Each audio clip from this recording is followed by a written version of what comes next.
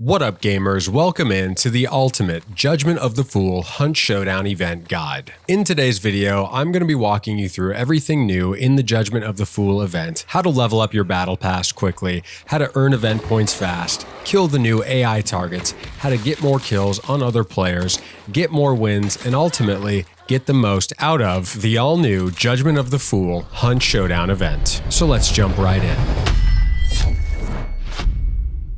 So the first thing I want to go over is your loadout, what you're actually bringing into these event matches, because if you don't have the right thing to take care of other players, take the bosses down quickly, take care of AI, or even maximize how you're picking up your clues, then you're not going to get the most out of this event. So what you bring in is going to determine what you take out. So the first tip that I want to share with you is to bring the right tool for the job. So I'm going to quickly walk you through a loadout I would recommend you bring in for these event matches. Now, this is primarily from the perspective of a solo player, but this is going to work as a team. You just might have to swap a couple of things around.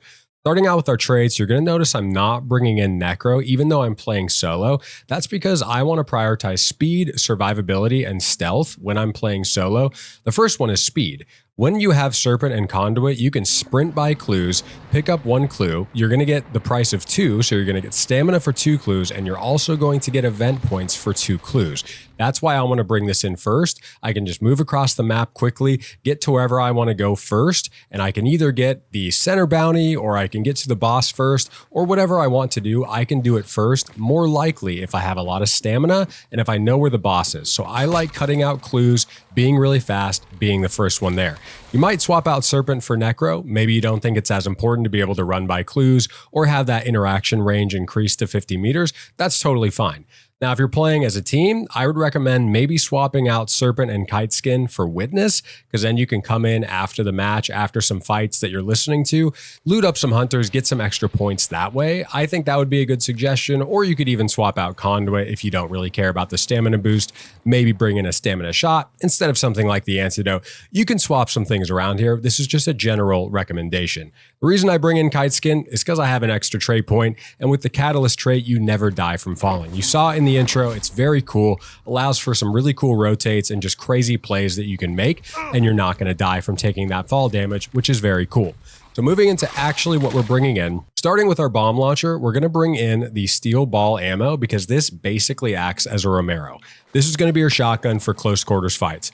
We saw that in the intro as well. I've taken out quite a few people during the event already with the steel ball ammo. It's a great option for close range, basically acts as your Romero. Then we're also going to be bringing in the actual launcher ammo, which is going to take down boss targets really easily. It's going to destroy meatheads, destroy the new brute target. It really will shred through AI. Also with the steel ball, to speak of AI, you can take out immolators really easy with this, which is why we don't need dusters, knuckle knife, anything like that. Moving into our actual rifle, Centennial Shorty Silencer with high velocity. This thing hits hard, it's easy to click heads with, has a good amount of reserve ammo, and it's just overall a great option. And this is an incredible pair because it doesn't require Quartermaster. So you can kill all of the AI super quickly. Great option for fighting other teams. Everything is covered and you don't need Quartermaster with this build.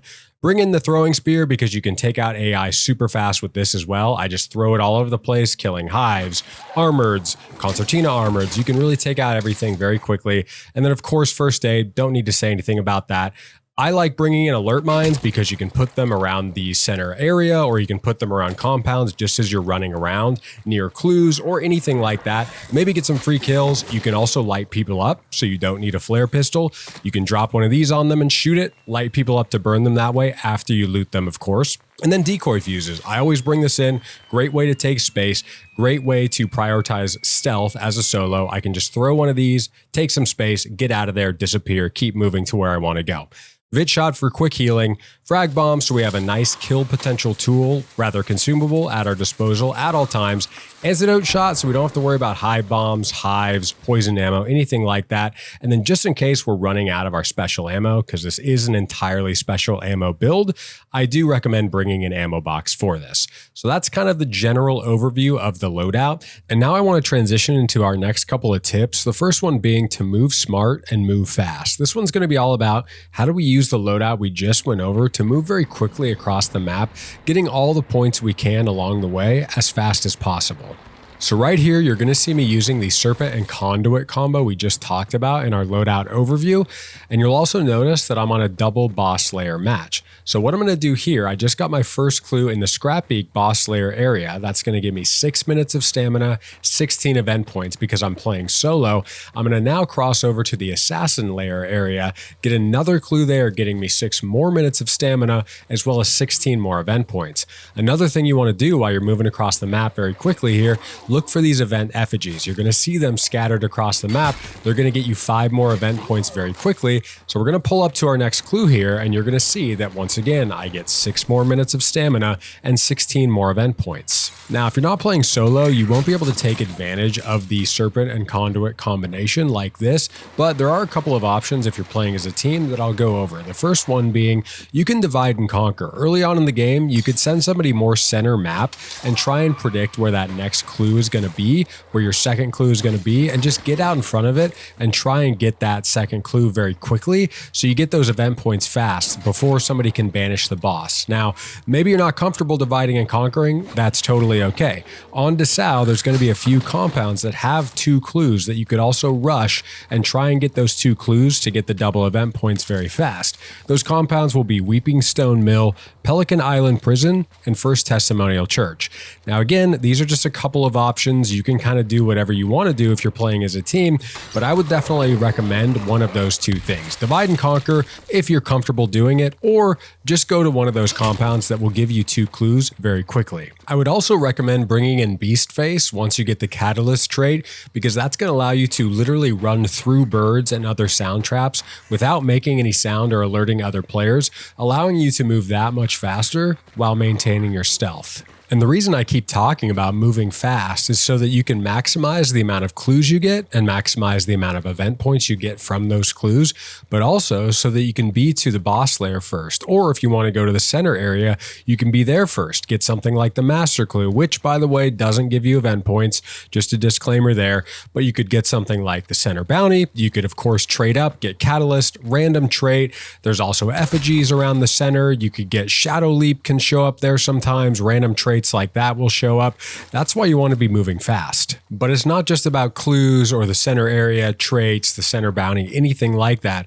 The main reason is, like I mentioned a few seconds ago, to get to the boss first. And that's going to lead really nicely into our next tip, which is to kill literally everything. And I know how that sounds, very obvious. Of course you want to kill everything, but you are leaving so many event points on the table if you're not taking out all the AI along the path. And it's incredibly easy using this loadout. So starting out with Armoreds and Concertina Armoreds, they're going to give you 2 points. Hive will also give you 2 points, as well as dogs, also 2 event points. Moving to Immolators, you're going to get 3 event points for killing those, 5 event points for killing Meatheads, also 5 event points for killing the Brute. Those 2 can also drop traits, so be on the lookout for that. And then 20 points for boss targets. So Butcher, Assassin, Scrapbeak, Spider, any of those things are going to net you 20 event points. And lastly, the first time a member of your team loots a downed hunter, you'll earn 10 event points, which leads into my last bonus tip, and that is to always bring Witness. I talked about this in the intro. If you're playing solo, I wouldn't necessarily prioritize this. I'd take some other things like Necro or Serpent Conduit like we were mentioning, but you're going to see in this clip, I start with 111 points and I end up with 161 just from looting a bunch of people at this compound fight.